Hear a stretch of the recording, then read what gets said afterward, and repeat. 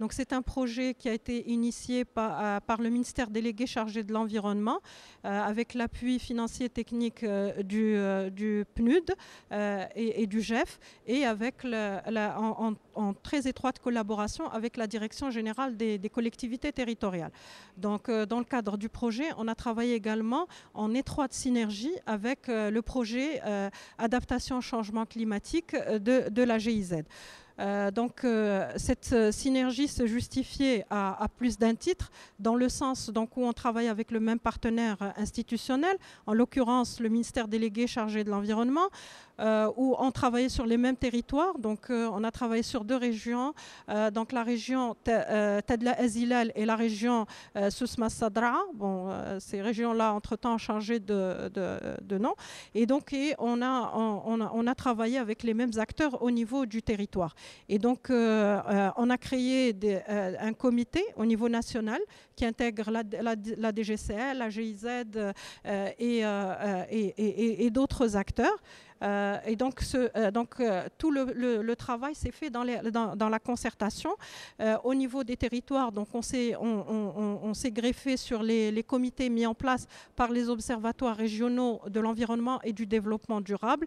Et donc, dans ce sens-là, c'était assez intéressant de mettre en place cette synergie et d'avoir un interlocuteur unique au niveau pour les acteurs territoriaux et donc au niveau des territoires.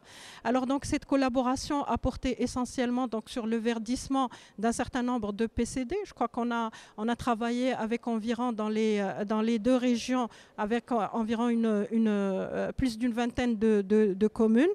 Et donc on a travaillé également sur l'élaboration d'outils méthodologiques pour les communes, mais qui reste aussi valable pour les régions. Donc ce travail-là peut être repris et être facilement utilisé, donc la même démarche pour l'élaboration des plans régionaux de développement.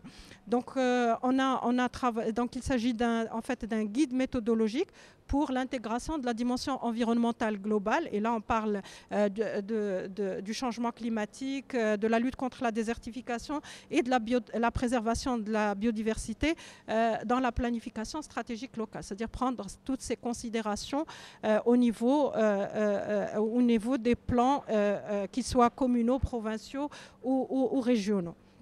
Nous avons également travaillé sur l'élaboration d'un plan de renforcement de capacité. Donc avec la GIZ, c'est un travail qui a été fait en commun, donc dans la concertation.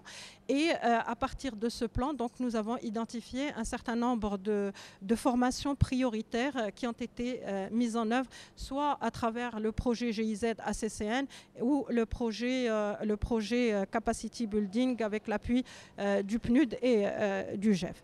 Donc voilà grosso modo un petit peu le travail qui a été fait dans ce cadre-là. Et ce qui est intéressant, c'est que par la suite, donc, il y a eu une très bonne appropriation au niveau du ministère délégué chargé de l'environnement, qui a repris un petit peu tous ces outils qui sont aujourd'hui, une formation a été mise en place, une série de formations ont été mises en place dans différents territoires et pour la généralisation justement de cette démarche au niveau d'autres régions du Maroc.